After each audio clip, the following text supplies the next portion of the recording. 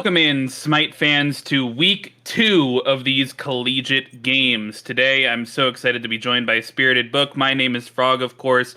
We have a really great matchup ahead of us, UW Madison White versus Illini Orange. And if I recall correctly, I really like Illini's logo, their mascot, so I might be a little bit biased towards them, but I'm really excited to get into this match. How are you feeling, Spirited? Feeling pretty good, but I can't believe you didn't take into account the potential of the Uwu Madisons. Like, come on, Frog. I can't believe you. Can't Yeah, believe you ever forget such a potential meme as such. there's definitely positives on both sides here, but we'll see which team can take it, and I'm sure they're ready to get into the game. So let's jump right into picks and bans to see which direction these teams want to go. Now, I'm not sure if you got a chance to catch week 1 and some of the games that were had during that week, but I'm wondering if, especially with this new patch, we might get some new stuff, or maybe even from week 1, we saw some comfort picks that you're expecting to see. Are you expecting some, pretty standard bans, or maybe some spice coming out? Could see some new. I mean, anytime there's a new patch, the first thing everyone's kind of waiting for, especially in the amateur scene, is that first week of the SPL and kind of seeing what the top end level of play is going to play. We saw a lot of Geb this week, both picks and bans. We'll probably see some of that maybe tonight.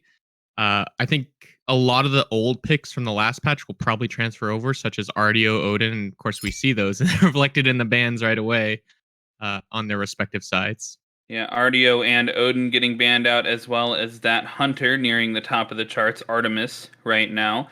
And I would completely agree. Geb nearing the top of the charts, perhaps in the support role. Sylvanas also saw a little bit of play and got talked about quite a bit. So we've seen some gods rise in that support role. In addition, I think the other two roles that have been majorly affected has been that Hunter role and the jungle role, right? More assassins coming out in that jungle role, and some more ability-based hunters, Uller, Chiron, even some Hu Yi seeing some play here in the SPL this past week. So we'll see if either of these teams take note of that. But as we see the ban phase finish out here, Yamoja gets banned out, followed by the Hell and the Tiamat. So 2 mages off the board for Illini Orange. And just like I mentioned, that first pick coming out, that ability hunter, we've seen him primarily in the dual lane, but has some flex potential.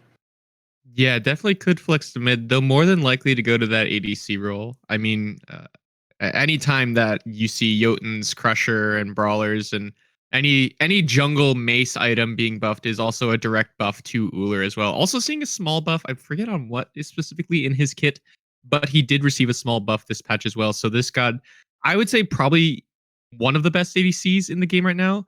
Interesting you get to see him first picked here, because I think blind picking an Uller, you do open yourself up to receiving a lot of hard CC lockdown, because of course he doesn't have a CC immune ultimate. He only has that stance switch on the 4. So you do open yourself up to being targeted and focused this game.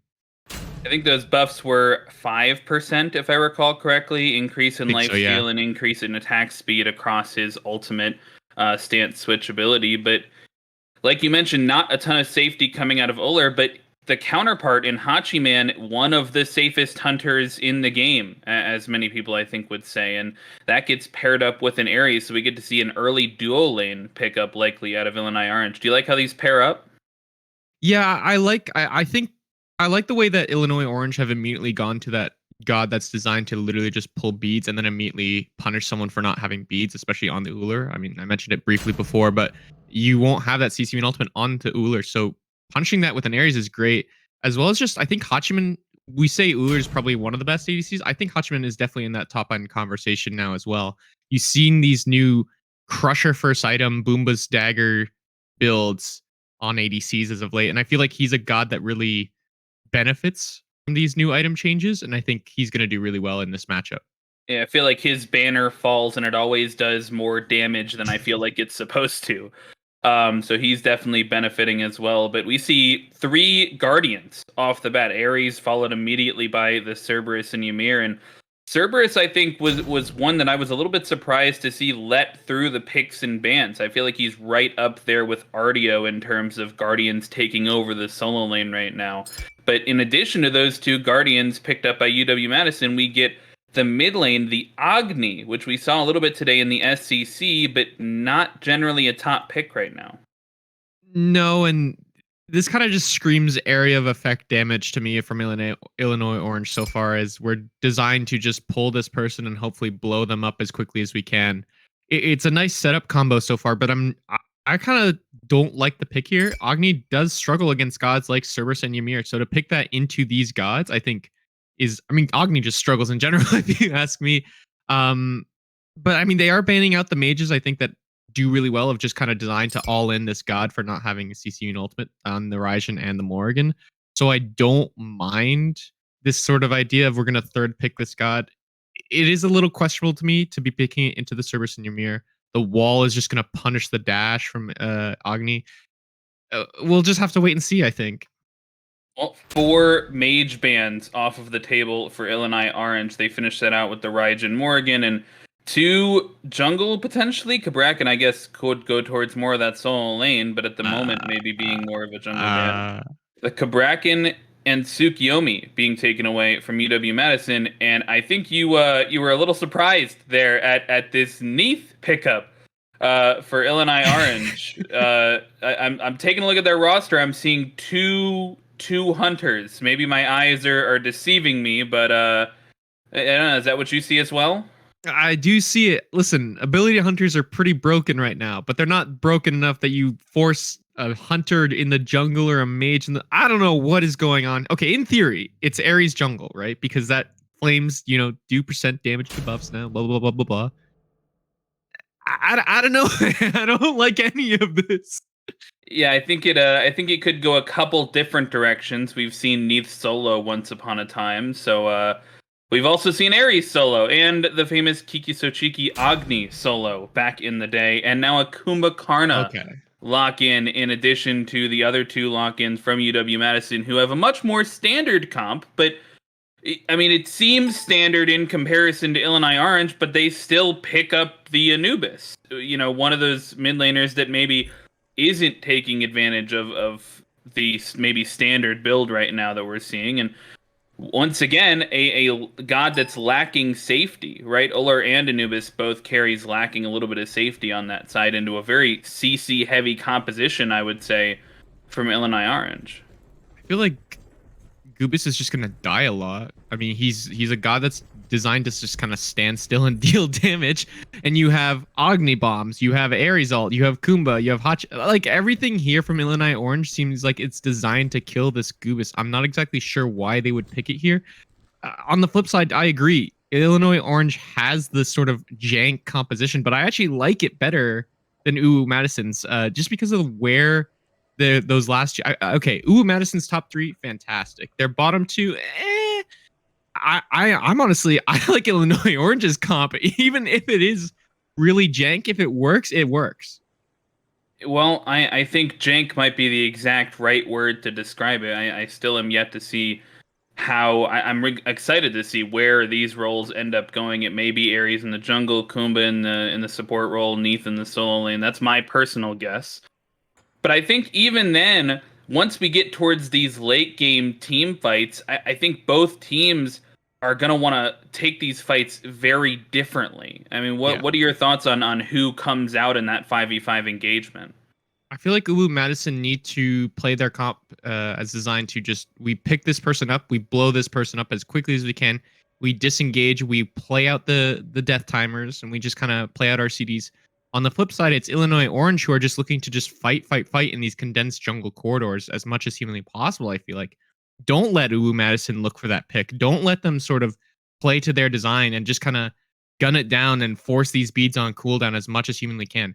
Look for the Neath split push, honestly, with this composition. All right, well, after seeing these comps on the screen, we've had a couple seconds to talk about them. One word, who are you favoring going into game 1?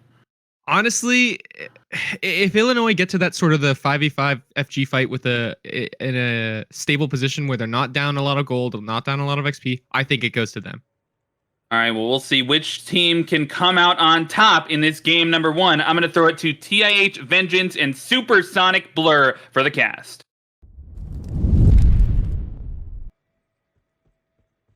Thank you guys on the desk and Blur. Our second collegiate cast for the week, and I'm not sure what I'm looking at. It's well, we got an Anubis Gambit followed in with a Neath coming on in as well. We're not 100% where the Neath's going. It looks like it's Neath mid.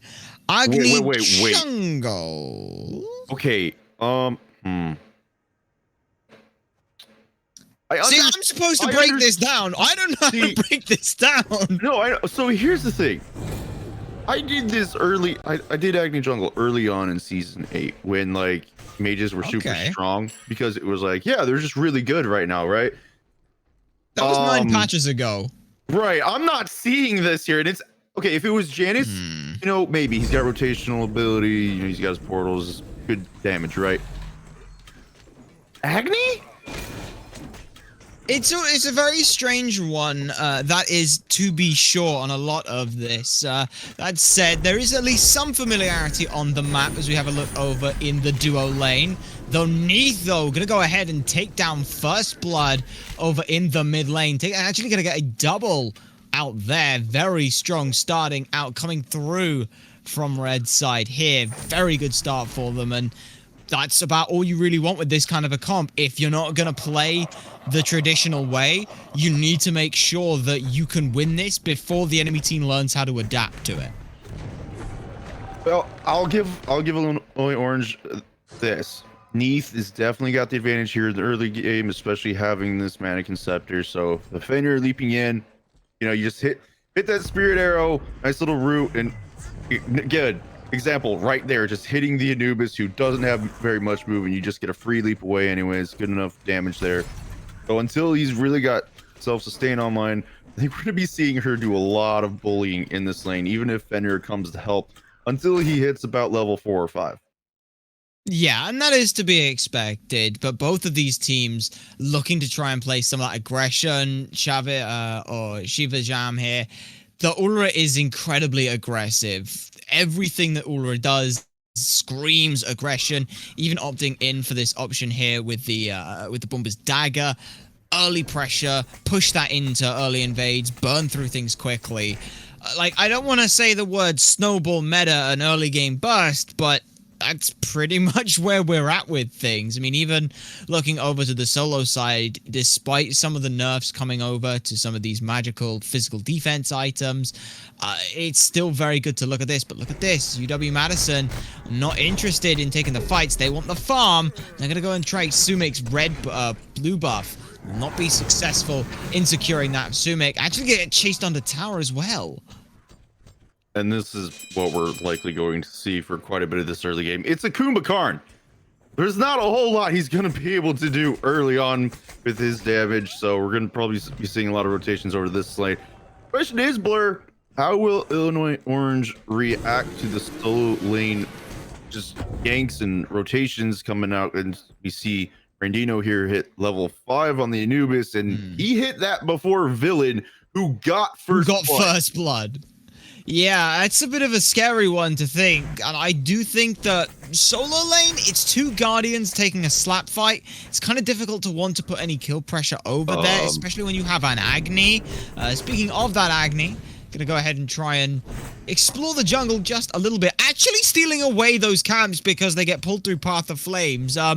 Pro tip, if anyone leaves a dot, don't do the buff, just leash it like it was anything else. But just on that point, I think solo lane's not somewhere you want to look. Instead, duo lane, like we're seeing over here, coming on through. Mid lane, I'd rather be looking there. Let these Guardians slap fight. Let them come in later where it's CC, because otherwise this Anubis, this Aura are going to eat them alive. Just want to know for that kill, that was Villain who got that thanks to the ultimate coming out. And we see it ultimate come from Brandino.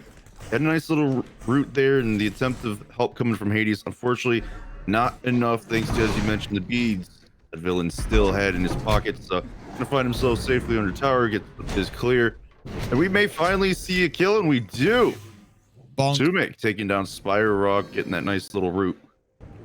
Very nicely done as well. And Kumbhakarn has seen not necessarily a lot of play. I can't really think the last time. Last time I always remember is back when Weaken picked up Kumbhakarn jungle, because There's a lot of damage that can come through with this god and some fantastic CC whenever a Kumbhakana is picked up. I give about 5 minutes before any caster goes, the CC on Kumbhakana is incredible, but it takes a lot to wind up. So instead of making it the main CC, making it the secondary CC feels really nice in this kind of comp. Illy can be very aggressive, push for burning beads, push for causing problems. Whilst in the back of the mind, everyone's going, well, I can't beat this. There's a Kumbhakan, and that's even worse CC. So you create that threat somewhere else. And talking about threats, Illy hiding around here, just making sure that Shiva doesn't end up pushing up. They won't instead, which in turn doesn't amount to much, but it's still pressure being held. Actually, Nithal's getting channeled in on the Ulra. It did go through a little bit of damage going in there, but he's safely under tower, so there's not going to be any follow-up. One thing you know, Illy was lurking without blink, and he's got Wing Blade. Looks like he's going to burn the ultimate. He wants to bring in Trinity in. Unfortunately, his Hunter's a little too far back for this one. He's going to get frozen in return. The Axe Stun landing very nicely on some Macaroni as well. There's going to be no follow-up available. That's 2 ults being expended towards this dual lane side, getting nothing in return. Keep an eye on mid. The Anubis was pushed up fairly far. In that process, Razormew and Villain did go ahead and burn down the Scorpion, making advantage of this Illini Orange. But the first kill going the way on UW Madison is going to be on Hades, which is going to be fun. Hades on Fenrir. Oh, that's going to be fun for casting later. But they get their first kill, which isn't too bad after picking up this Jotuns. One of the lovely buffed items in this patch. Now cheaper, and honestly, this is just the staple first item for Assassins in my honest opinion now. Now, Blur, one thing I'm noticing here is Illy has opted for this Wing Blade immediately. Let me hear your thoughts on that one. I mean, it enables them to be aggressive. More movement speeds, meaning more rotations, is nice. The health is nice. The slows coming through. There are a fair few on Madison. You've got, Ymir. Everything they do is pretty much a slow. Anubis slow as well. It's nice to be able to help. I think it's a nice bridge item. We've seen before a lot of times where the idea is you go Relic Dagger to be more aggressive with that, but this works out just as well, as we can see an invade going on off to the left-hand side, which is all very nice to be able to see, but for my money on things, it's still fine. I would say that maybe physical defense early is a little bit nicer, just because of how prevalent these now flat penetration items are, but hey, the effective health is still going to be totally fine with these base levels, considering you're still relatively close in terms of levels, and undeterred. Fist bump. All right, Illy. Missed the chain. No one saw it, don't worry. The ult, and Shiva's don't worry, Illy. probably turning around going, why? in return, but in the meantime, we see crossing over through the Gold Fury. Trinity's just walking through, making sure his ADC is okay. As we do see Vision being placed by Illini Orange, and they're really the only ones who have any decent vision around that Fury at the moment. So we're going to have to see if Madison gets an opportunity to either counter ward or just getting vision down in there at all, as they do place an offensive board on the high end, just trying to see anyone pathing that way. But yet again, here is Razor full on invading, and he's going a little deep here, but this call, he's just going to try and get out safely. And he's going to be able to do so, as no one from Madison decided to keep on pushing forward. But Blur, with this Fury up, Oracle spawning here soon, what do you think is going to be the first move needed to be made by either team to open up that chance?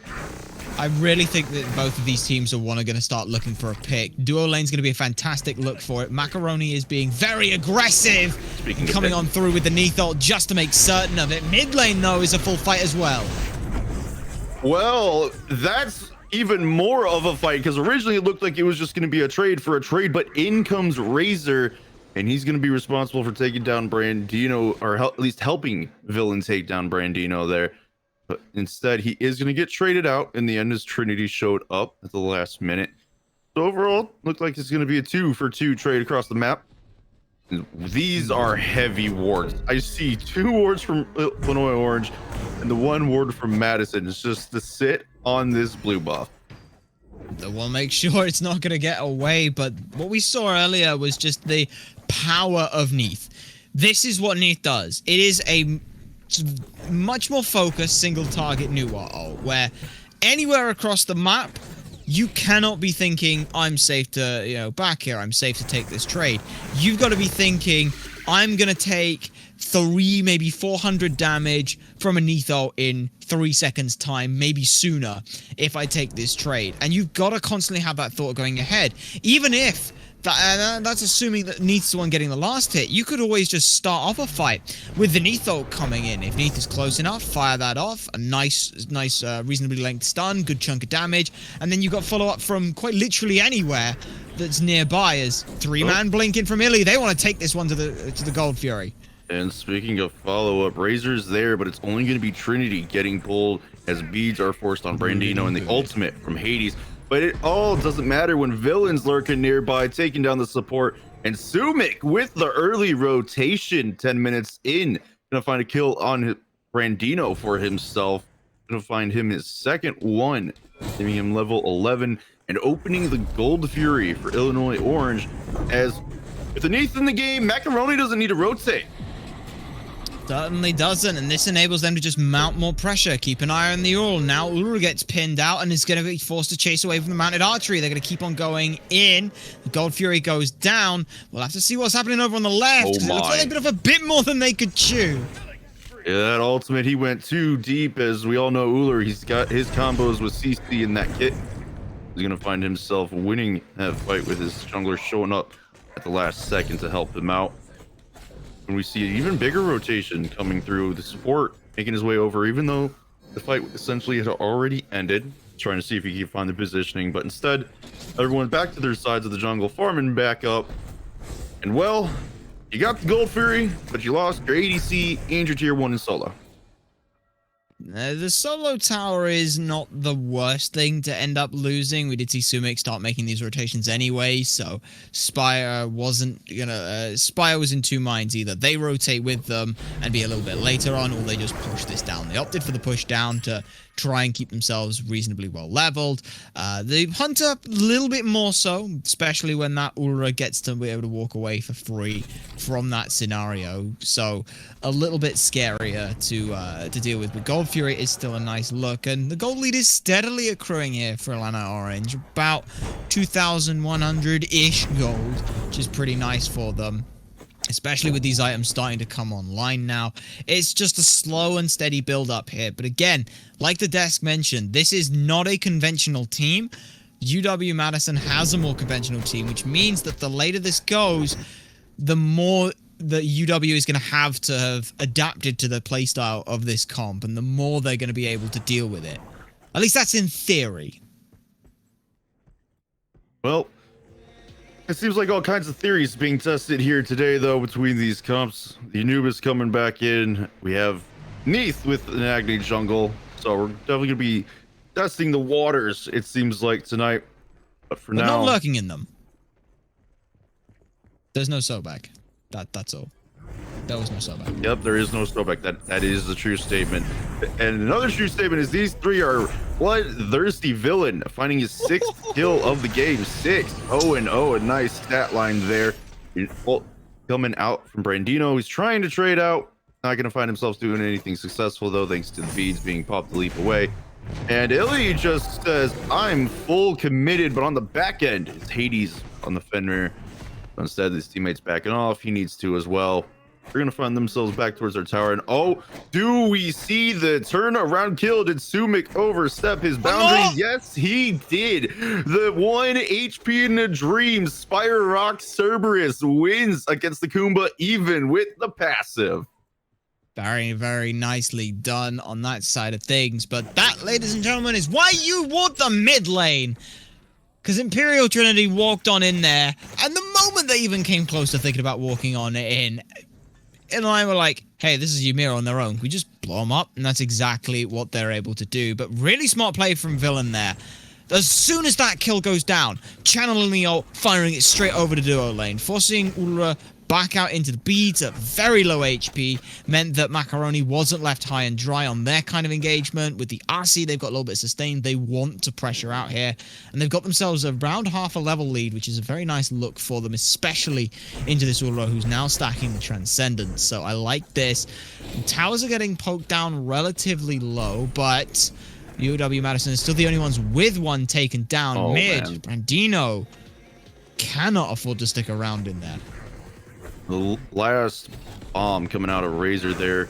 Quite a bit of damage. Luckily, there wasn't any more, but Neat. unfortunately for Hades, not only has to deal with the dot damage from the fire dash, but also the ultimate from Villain, which set up a kill for his teammates. We see the ultimate being expended from Trinity in return for Illi's not wanting to give them any more kills so far.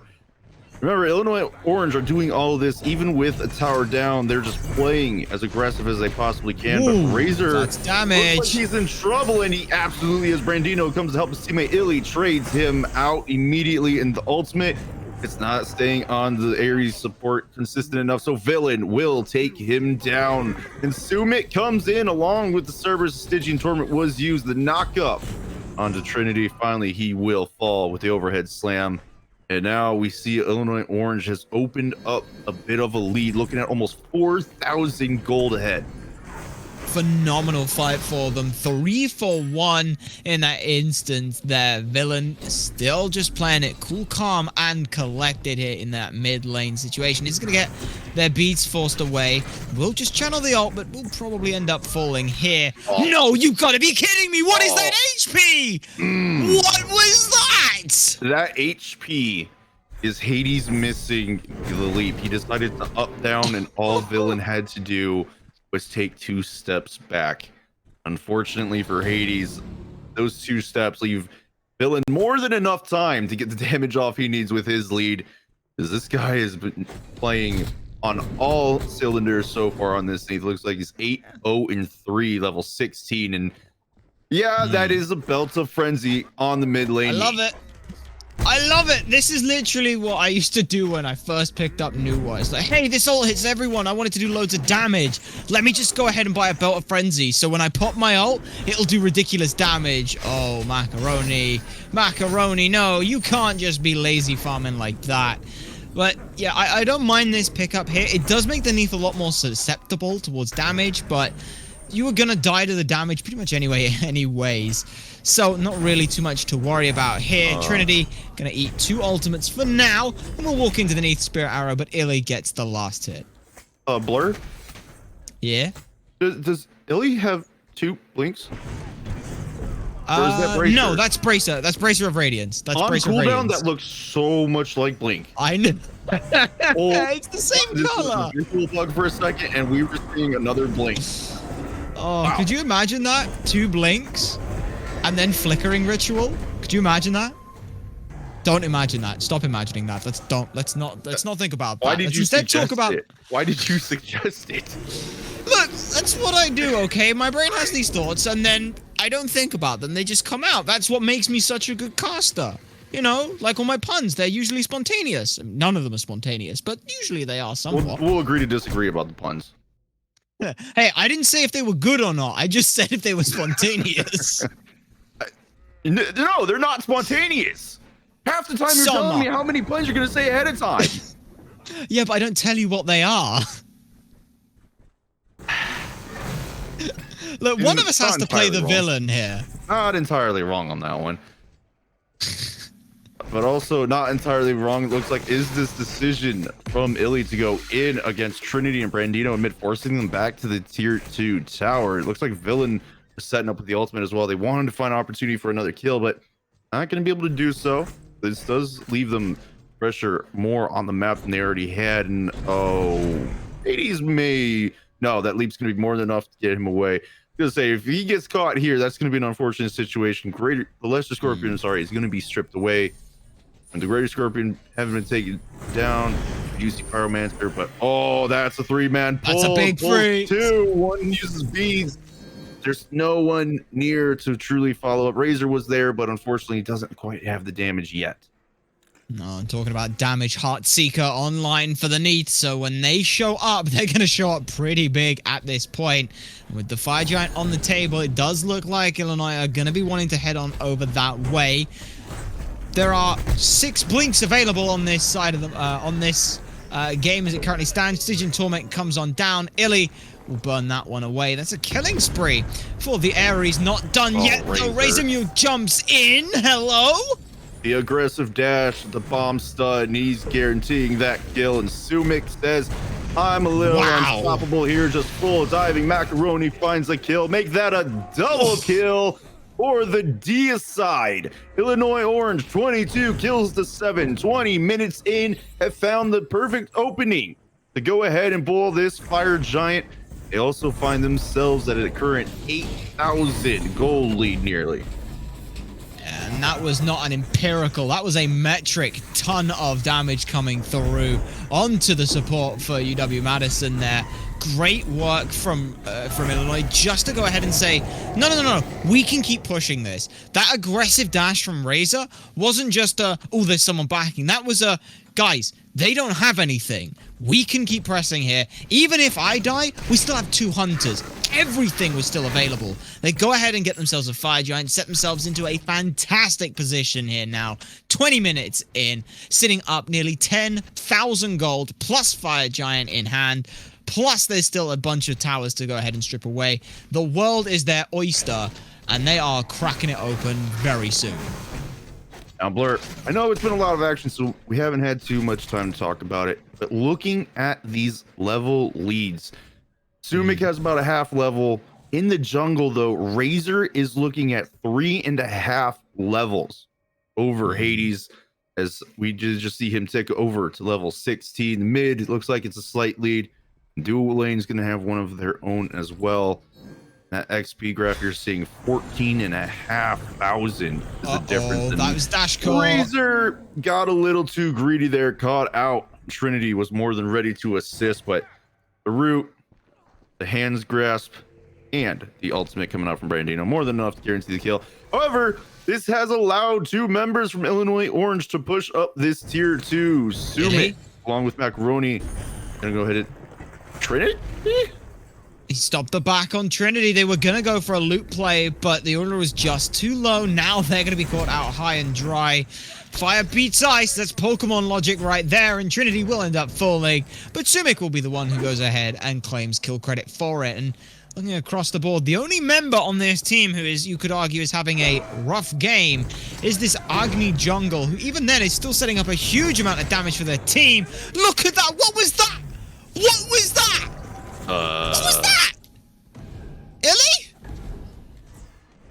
What do you mean, Illy?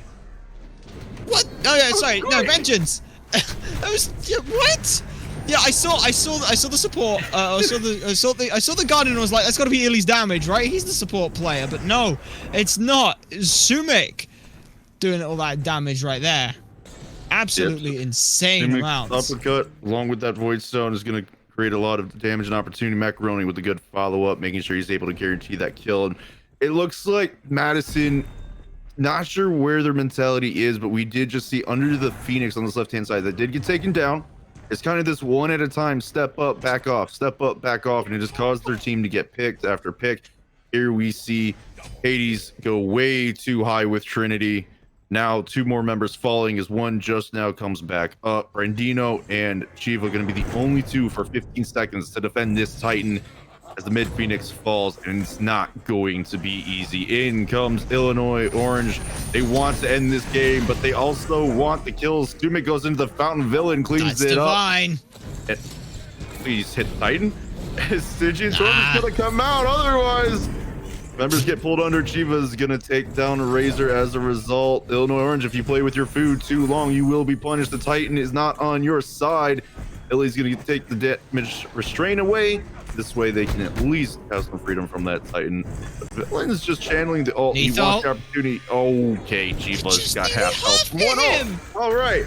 This Titan is also under half health at last. Illy's gonna try and drag him back out. Does successfully do so. And with 3 members up, they're trading out the kills, but the damage is still slowly being done. And finally, at last, after toying with their food, Illinois Orange in the Titan room have ended the game. Man, that was an endurance test for you right there at the end there. It was like 2 minutes sitting under the Titan right there just for being able to deal with that. But yeah, as we saw there, Villain half hit the Ulra at the end there with the ultimate. They did the exact same thing to Brandino with the Spirit Arrow. I don't want to say you need to ban Neath, but maybe don't let Villain get so far ahead in this situation. I think it's probably a good idea, or at least don't let them free cast so much. I do agree that I think there needs to be some constraints through the comp or how they play with decision makings coming from UW Madison to stop Villain. Unfortunately, you can't stop that ultimate from getting kills all the time. But True. yeah, as you mentioned, that was a test of endurance there because they wouldn't just end. So You know, Illy sat there thinking, guys, we can't end. Vengeance is going to cast this. We're going to make him cast a really long part here. That's the reason. if that's the case, well, I'm just going to go ahead and throw it back to the desk because this is going to go in the wrong direction otherwise. Guys, break down game number 1 for us. Tell us what you saw went right, went wrong, and what you expect for game number 2.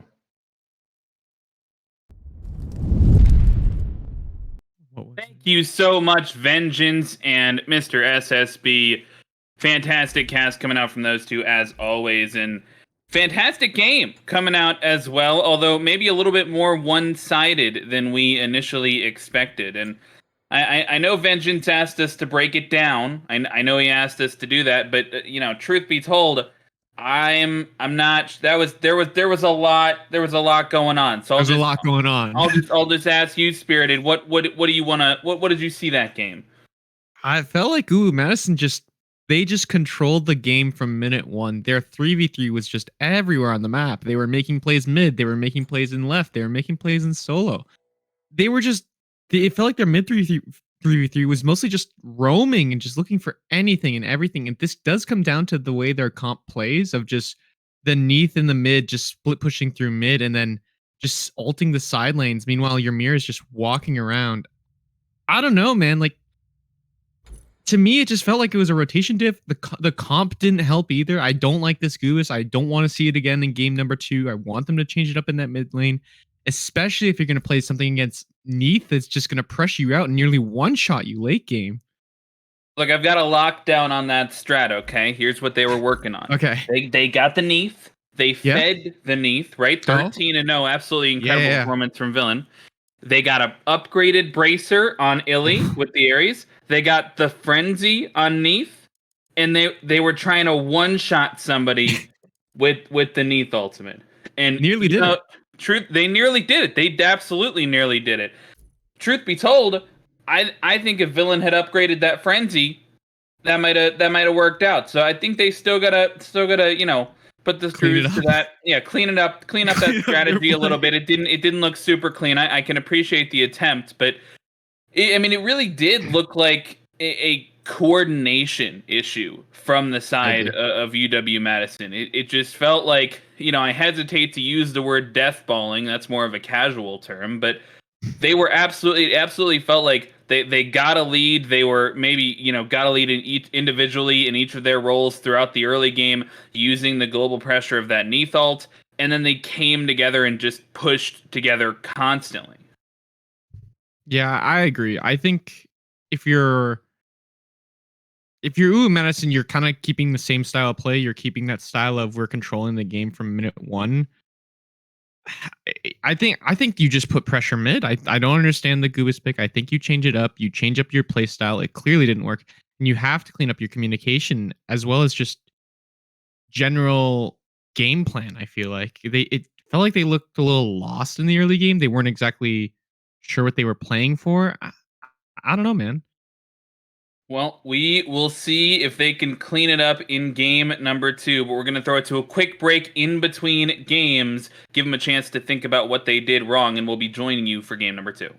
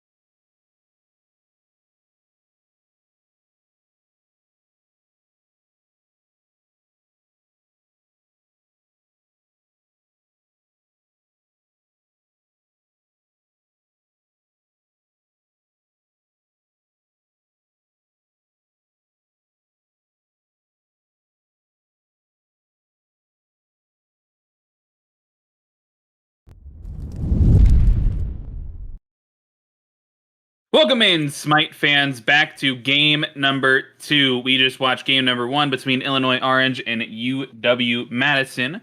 We've now switched things up for game number 2. Illinois Orange on the left side of your spectator UI, UW Madison on the right side. So UW Madison, after losing game 1, have chosen to take the second pick. My name is still Frog. My co-host name is still Spirited Book. And we're still here bringing you this games, especially the picks and bans. And after seeing that game number 1, Spirited, I mean, what are you expecting coming out of these picks and bans? How do you think UW Madison have to adapt? All right, I have one god for you, right? Mhm. Her name is Neith, right? She's really good right now, I hear. I expect she might be banned. That game was just Villain just running it down with his team, the global pressure on his ultimate. I think just by way of the style that Illinois Orange played with, I think you probably ban that away if you're Madison, just because you don't want them to have that style of play that works so well for them and that you struggled against, especially that 3v3 as well. I think you get rid of it, or you just match that pressure. You look for something like maybe a Yanis even, something that can try and match the global rotation, Ratatasker in your jungle, literally something that matches anything that they have. Well, we did see that Neef picked up in the second phase of picks for Illinois in game number 1, so maybe they'll get another chance to ban it if they don't choose to here. But we're starting to see these bans come through. 3 tanks coming out for Illinois Orange, banning out the enemies' 2 tanks, Cerberus and Ymir, both off the table, as well as now at that Odin. And no Neith ban for UW Madison. Instead, it's that Artemis once again, that Artio once again, and that Tiamat once again. All 3 gods were banned in the previous game. And that Uller pickup, this time on the side of Illinois. Last time it was UW Madison picking it up for the first pick, but I mean, it's clear that both of these teams are valuing this god. Yeah, Uller really, really good right now. I'm actually not convinced that's Uller ADC right now. I actually think you could 3-way flex that just by way of what Razor played last game. I think that could potentially even go jungle, just because of the style of play he likes to do with his picks. Could be jungle, should go in that ADC role, and yes, he's very good right now just because the style of items that were buffed in the last patch, as well as Boomba's dagger and then into spear has been seeing a lot of play as of late. On the flip side, Hell locked in for Madison, and this is a good look. This is a nice change up in the style of play they should play this game.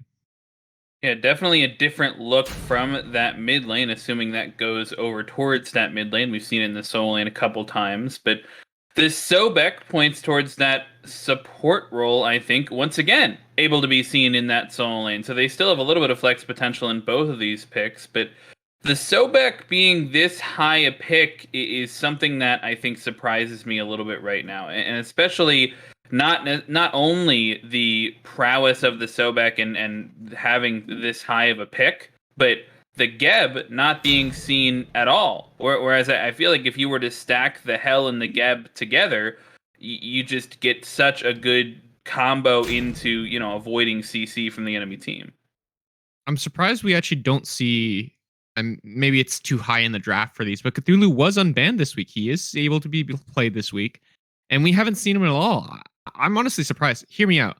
You put Sobek support, and you still pick Cthulhu in your bottom 2, and your comp is nuts. Or no, even trade out the Sobek for a Geb, and then even the comp is even better. I don't understand why we aren't seeing the good Guardians right now, I guess, if that makes sense. On the flip side, Illini Orange pick, in my opinion, the best Guardian into this composition out of Madison so far. Yeah, and we do see the top 3 now for both sides. Serket and Bacchus coming out for Illinois Orange, and Hu Yi picked up from UW Madison, a god that I am a little bit surprised that we're seeing Hu Yi as high as he is right now. I feel like of all the gods to be brought towards the top of the meta with this 8.9 patch, like there are a couple that I was on the same page with as a lot of other people. Like, I thought these would come through, and Hu Yi was not one of those gods, but despite my own reservations, he's been seeing a ton of play. Yeah, he's just one of those gods that benefits from this Crusher buff really, really well, as well as the Boomba Spear. Like, he isn't, in my opinion, he's definitely in the conversation for the top. I do think I do agree with you. He's overrated right now, but I do think he has that potential to be that ADC carry you do need in that role and does do well with the items. I'm just looking on the flip side, and I think I might have been right. Yeah, and we do see the bans come out, right? 2 assassins for Illinois and a mage, and this time instead of that second mage, we do see that Neath ban. So just like you were asking for in that second phase, but Neath is immediately potentially replaced by the Chronos, as now instead of having just 2 ADCs on the side of Illinois Orange, the last game they had 2 ADCs, they didn't feel like that was enough. Now it looks like they have essentially 3 ADCs. I expect bracers galore as well as a Frenchie. So hang on, is it Circuit? I think it might be Bacchus solo. Bacchus solo, Circuit support, Chronos jungle, Danzabura ADC, Uller mid is my guess. I actually like this composition a lot. Just by way of how they played last game of we're just gonna sort of play this one style, and this style instead it's just we're just playing towards objectives and bursting objectives. It's not necessarily the global in mid anymore. It's just pressure, pressure, pressure. Look for these objectives, burn the objectives before they even show up. And Madison, they don't have the greatest sort of. They have great engage, sure, off of their Sobek, but they don't have the best way of getting past this this front line, this taunt out of Circuit, this stun out of Bacchus. The Uller, Chronos, and Danzabura can finish early Gold Furies just by themselves. They don't need a tank to tank that objective. They can kind of just do the objective quickly, and then what is Uwu Madison going to do? Stop them? Nice one. Yeah, they have a ton of objective shred on the side of Illinois, and you gave your prediction, so I'm legally obligated to give my prediction on where these picks will go. I think it's going to be everything the same as what you said. I vibe with the Bacchus solo, but I think the Chronos is going to go mid, and the Uller is going to find its way into the jungle. I felt like the movement ability on the Agni last game was used really well, and he wants to be able to get in there at a moment's notice, and so I think the Uller jungle is going to fit him a little bit better. But I will say, as much as we see a similar comp from Illinois Orange, we see a fundamentally different comp from UW-Madison, right? I mean, we talked about the benefits of this hell in the mid lane, and now they have the global pressure, like you were talking about, from the Ratatoskr, but it's not even being matched on the other side. They are the only ones with that semi-global pressure. Are you liking the switch up from them and overall? I do. I think this game, Madison, they have to be the ones in the driver's seat. They're the ones that have to make these plays around this Ratatoskr rotating around the map. They're the ones that have to be in the driver's seat and push forward their early game lead that they could potentially gain. Well, okay, after seeing game number 1 and seeing these comps and the switch-ups that UW-Madison have made, one word, who you favoring? Madison. Madison. That's spirited going into game number 2. We'll see if his prediction is on point as we'll throw it to Vengeance and Supersonic Blur for the cast.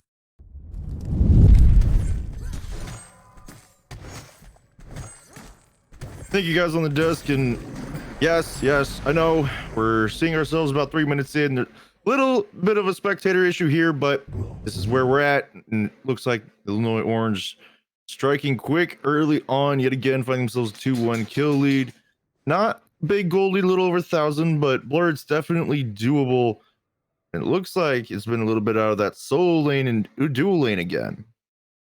It certainly does look like a fair bit of pressure, but Madison have been able to start biting back as well when it comes to some of these things. It is going to be the Uller jungle, which I do like being able to see this. I think it's a fantastic look for them, being able to really flex that aggression early on. And the Hell mid versus a Chronos, but we'll hold that for a sec. Circuit getting thrown back on in to the tier 1 tower, looking to try and be aggressive as the Circuit support. Yeah, this is definitely a little interesting comp here. We've got essentially with Chronos 3 ADCs, but depending on how he's built as well. But Danzabura making a reappearance here, especially with this burst damage meta we've seen recently for the ADCs. And oh, a nice little axe stun there coming out from Razor. Unfortunately for him, not enough damage to keep him going, as that was a cleanse being used by Brandino.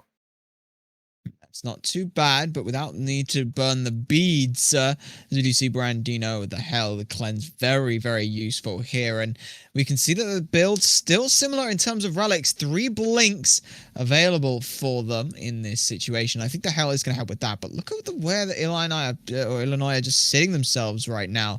They want to go for an invade here, and I don't mind this, but they're not going to be able to get it. It's a 2v3 situation, forcing the rewind. He's going to keep on going through.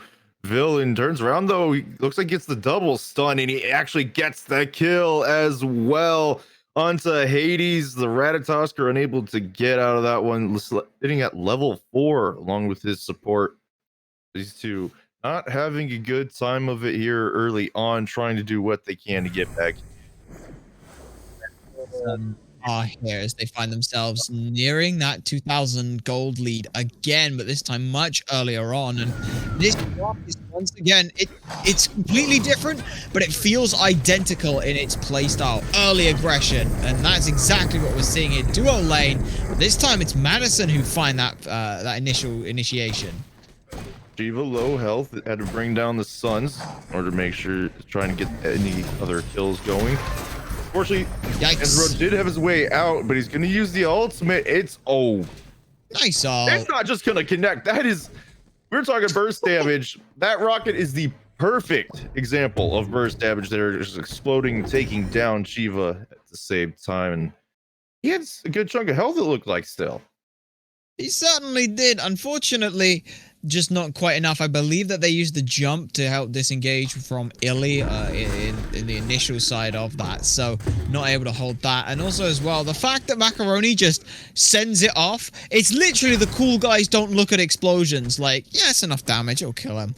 Doesn't care. Like, they could have dropped that kill, but no. Macaroni just, again, cool, calm, and collected, knows I've got enough damage to deal with this. And I think the matchup is a very good one. And talking about a good matchup, Sumek, you give them a Guardian, and they're going to go off. And Bacchus is certainly one I want to go off. Well, he's going off 4-0-0, has a 4-level lead at the moment. And yikes. This is not looking good for Spyrock. Madison, they're going to need to do something here soon, because if Sumek gets going even sooner than he did last game, I see a much bigger disaster coming the way of Madison, and invade coming out. So we're going to see Razor try and do what he can to help his teammate. They do manage to steal away the red buff, but the pluck right back in. He's going to look for the leap over the wall, manages to get there. And in the rotation is Illy. He gets the ultimate going off. He's trying to spread poison as much as he can.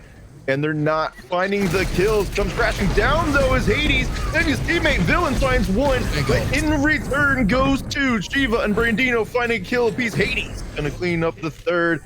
And this leaves Villain all alone. He wants to try and return one. He's missing the autos, though. And Shiva will find the kill for a double kill. 4 for 1, and it's only the support of Madison.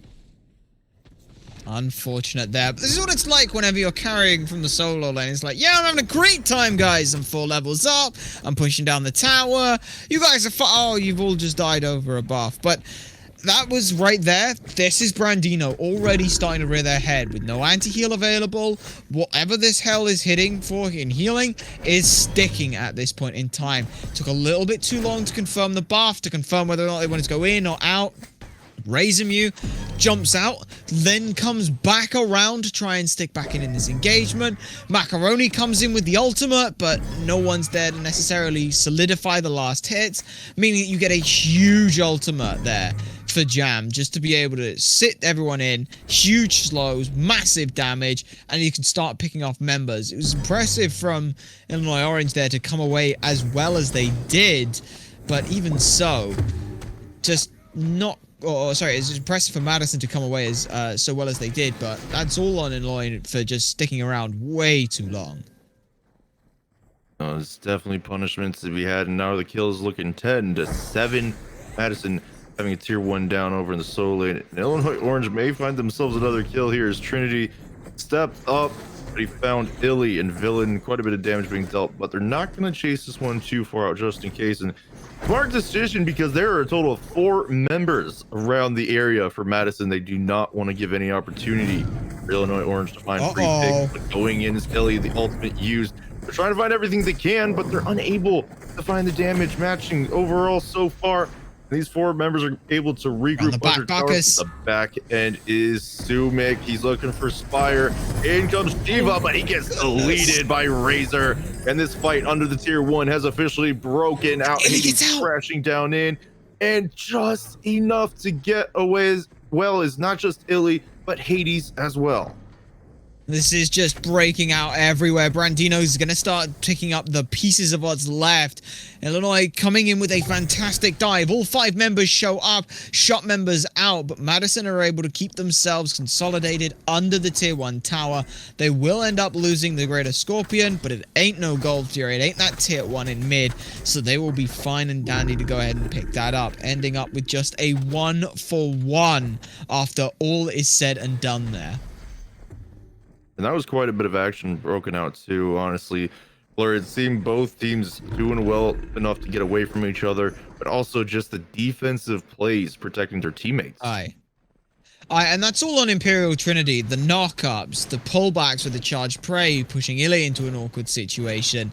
What UW Madison have right now is a lot of space control and a lot of time to buy for the rest of their team to be able to come in and help things. Spire Rock gets a lot of time to be able to just sit back and farm up. There's now only a 3-level lead. It doesn't sound quite so impressive, but it's better than a 4-level lead in that situation. They get themselves some much needed farm, and in that instance, the best thing they can do is find that farm. This King Arthur isn't going to be able to do a whole lot when it comes to trying to help peel for anyone. The best you get maybe the Excalibur's Wrath to kick someone up into the air as a almost like a Najar ult, but it's not as effective. So getting that little bit of breathing room is not too bad for them. And Madison, they're still sitting in that 2,000 gold down, but they're not sitting on their hands going, okay guys, they built early pressure, I guess we'll just let them walk in, and I guess they might hit the tier 1. No, they're not letting them get away with it. As you can see here, Hades is going to blink in aggressively. And he gets immediately punished for it. Razor Mew showing off the Uller combo and why you don't go aggressive into an Uller who has his entire kit up still. So we're though. Unfortunately for Hades, it looked like he may have actually just wanted the call to go through and his teammates follow up, but he went in all alone and was left alone. So the kill is free for Razor. His Gold Fury is going to be free as well. No one from Madison even trying to get a look at it. Just trying to put pressure across the map. And Sumik, dealing with Trinity, he's gotten close to half health, but I don't think he feels any worry just yet. Or maybe not just yet, but now having to expend the blink. I believe that was Excalibur's Wrath used as well. So unfortunate there. But members from Illinois are turning around. Illy caught one. Brandino finding himself in trouble trying to get away, but up in the sky goes Hades, looking to assist this team, gets the knockup onto Illy.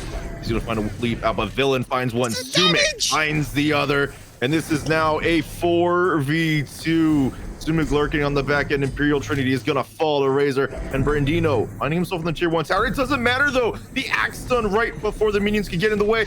And, oh, just short on the damage. Villain nearly taking Brandino out of this one. But Shiva, staying over on this left-hand side, may find an opportunity to push this tier 1 tower. But Macaroni doing the same in mid. This is an incredibly fast-paced, aggressive look coming out from Orange here. The way that they are playing this map, it's just, all right, you get one of us caught out, we're gonna show up and hit back harder. We're gonna take down the tier 2 and the tier 1 in mid. They are grouping up here at 13 minutes, the way we've seen teams group up at 23 minutes, where they're like, all right guys, we're farmed up, we're all looking good, now let's start pushing down these objectives. No, they aren't playing around with this. They've seen the patch notes, they've gone, we're in early game meta. Let's end this game before 25 minutes on the clock. And they've set themselves up fantastically to do so. I don't know who on the team is coming up with these comps, but they need a raise. I guess it would be if they have one, the coach. Not sure who their coach is, but that's who I would assume is doing it. If not, I'm sure these guys work hard as a team together. Billy just goes in puts the ultimate down on Brandino. No healing for you, sir. The taunt, the stun, the kill for Villain. A good setup there for the start. Engagement from Illy. Working through the waters has been used. Hades can use his ultimate trying to assist, but having to get out as well as a result. And now we see just Illinois Orange grouping together. The only one not here being Sumik. And they want to find as much as they can. But Blair, I'm not sure this may be the opportunity for this mid-tier too.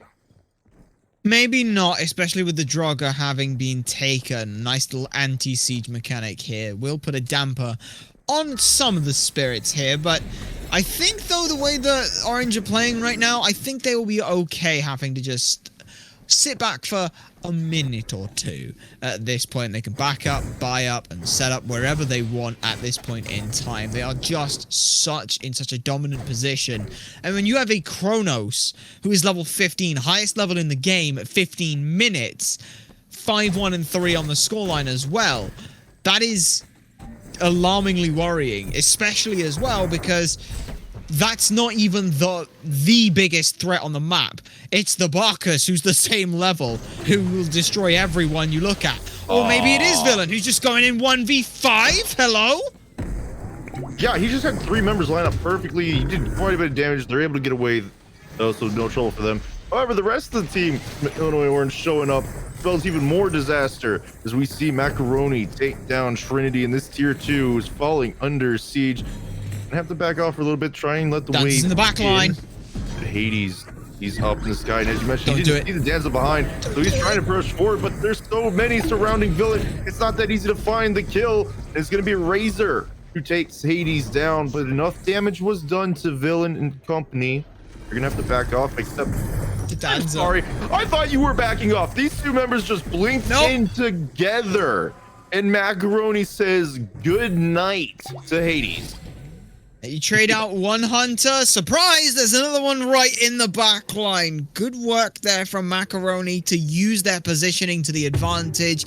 If Madison keep pressing up, they can come around from behind and start putting in a load of damage. Instead, Madison back off, thinking they're safe, and immediately end up in another engagement that they're not prepared for in any way. And great work from Illinois in that spot. It's just, they knew Macaroni was there. Those blinks hadn't been used, and they were prepared for it if they needed to. So great work in this spot as Brandino is pushed back once again, forced to disengage here. Are we in assault? I feel like this is assault right now. Like, we've been in this mid lane for, what, 3-4 minutes right now? Well, I think they really want this tier 2, and Villain, just like last game, he's got a lot of damage that he's dealing, so... And they're also distracting for the other 3 members to do the Fire Giant, while all 5 members of UW Madison are here to fend these 2 off. And I don't think they recognize what the advantage they have, because they would most likely be going full send. Okay, Villain, we get it. You can kill, or you can take 4 members into 1 stun and do a lot of damage. It's ridiculous right now. The Fire Giant Illy is not backing off. You did just see horrific use, it looked like, and they're just full sending in. A 2-for-2 trade so far, however. Spyrock Trinity go down to Illy and Macaroni's fall. It looks like they're not done yet. Sumik on this back end, trying to make it hard. Villain will take down Brandino, and falling behind him is Chiva for a double kill for the Kronos mid lane. Tier 2 going down. Hades, you're all alone, and this is a Fire Giant 3-man. And with Sumik leading that one, he has to get out. Wait. Okay, nope, you're gone. Never mind. Goodbye. They said we are finishing you 2. Mid Phoenix falls immediately after as well, and now the backs. I want to see a heat map of this game to know where on the map Illinois have been positioned themselves, because I'm pretty sure it's as far up as they could possibly be. My goodness, just they will not stop. But it was Madison who started that engagement, trying to see if they could catch 1 member backing. Instead, Razormew sticks around. The Sunders are still available, so it will catch the Lurking in the waters to force to disengage. But members are respawning for Madison, so Illinois will mercifully back this one up. But Mid Phoenix here, 18.5 minutes falling down.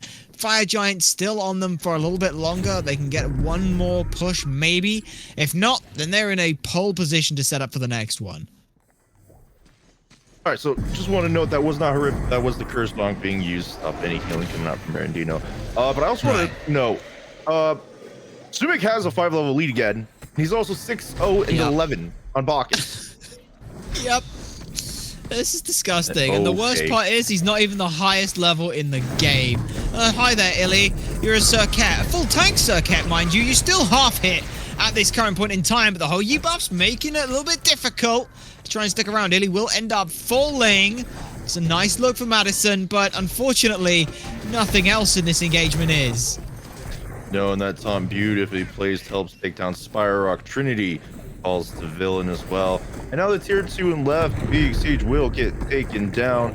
It's Razor coming up through the jungle is going to try and join his team here. So we're looking at a 4v3 on this left-hand Phoenix, but it's only going to be 2 because 80's back at the fountain. We're going to search for trying to find any kills they possibly can. That stun nearly connecting, but instead it's going to be the Acorns finding the stun onto villain for a bit there.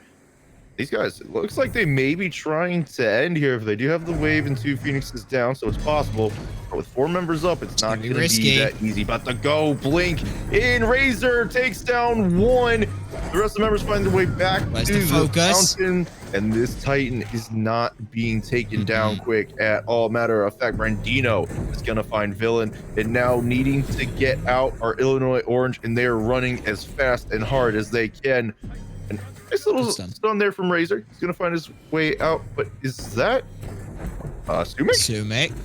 Sumik's going back on in into the Hell, gets the beads, gets the Aegis. They aren't going to get the kill just yet. Hell's doing a huge amount of damage to return it and will be able to wiggle themselves away. Now Shiva comes down with the Sunbreaker. It's not quite good enough yet. Let's see if they can do with the Rocket. The Rocket hits the Phoenix pedestal though. Thankfully, Sumik is going to be able to pick this one up. Illinois, please show some restraint at this point. You're back here at the Titan, but they're not. They're still just going on in here. Hades goes in, gets punished. Macaroni getting the kill. That's 3 members down. Sorry. Titan's getting lower. Titan, it's half health. There have been fire minions pouring in, and they have not been getting the attention they need. Brandino is going to take down Razor, but the Cursed Ankh was yet again used to stop any healing. It just doesn't matter. There's too much damage. They need to focus somebody on Illinois Orange to stop this Titan from falling. But it's not going to happen. Macaroni's still on the back end. He's free casting on it. He's going to get it completely alone. It takes it down behind 2 members of Madison. That's the set. 2-0 Illinois Orange. And in incredible quick fashion as well.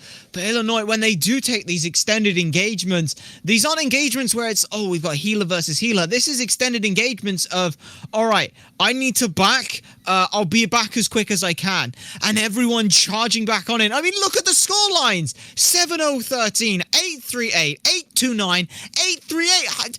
These guys just would not stop fighting. No, and it definitely showed there at the end that they wanted to keep the fight going.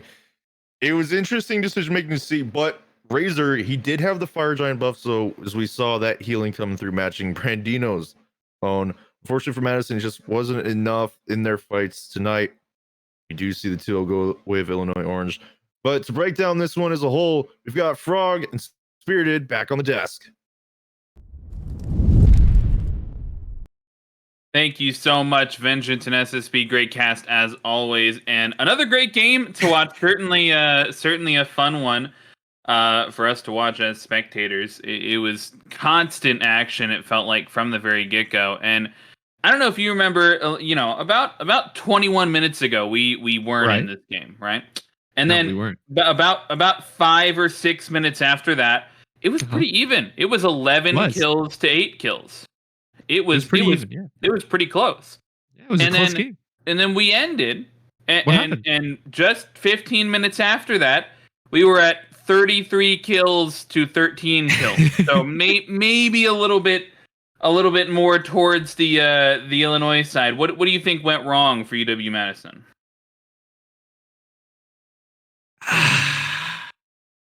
It was a rough run to watch, that's for sure, for UW Madison. Their early game, they had it. They were punishing the overaggression from Illinois Orange on that red buff. Fantastic play.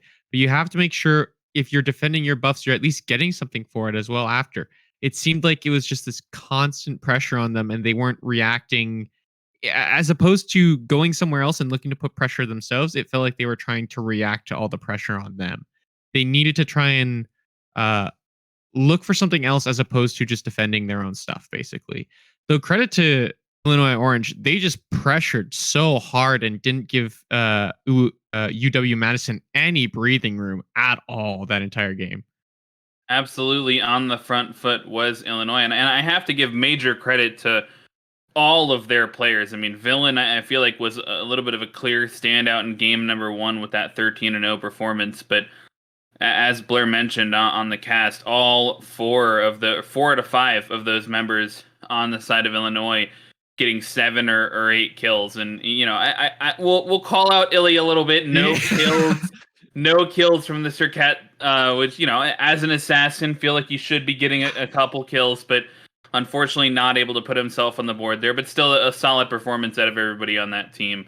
And I think we did see some good things out of UW-Madison. I certainly think that their comps definitely had ideas behind them. They had some solid things moving forward. I mean, what do you think you're taking away from this match going into week number 3?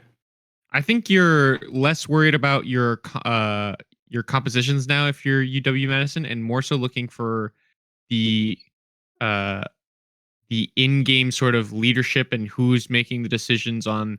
It's the team stuff you got to work on. It's the who's shot calling, who's working on, who's making these calls where, okay, if we're getting pressured here, how are we going to react? What are we going to do? It's the fundamentals you got to look at. I think if you're UW Madison, you got to look at the, okay, what does our comp do? How are we going to play to it? What are we going to do if they do this? What are they going to do if they do that? How are we going to react? What are we playing for? You just got to take a moment and you got to decide how we're going to play this game. And you got to have someone on that team shot calling those calls to say, okay, give this up. Okay, we're going to look for this on this timer. Someone's got to be calling those timers. You just got to change up how you're playing your early game, I think. Well, that is going to do us for week 2 of the collegiate scene. It's going to do us for week 5 of AGL this week. We're going to be back with more games next weekend, though. Week 6 of the AGL, week 3 of the collegiate scene. More teams playing, more players playing, more of your favorite gods coming out and doing damage, things of that nature. So make sure to join us next weekend, but that'll do it from us here on the desk. I've been Frog. Spirited has been joining me all throughout the night, and we appreciate you watching, but we will see you next week.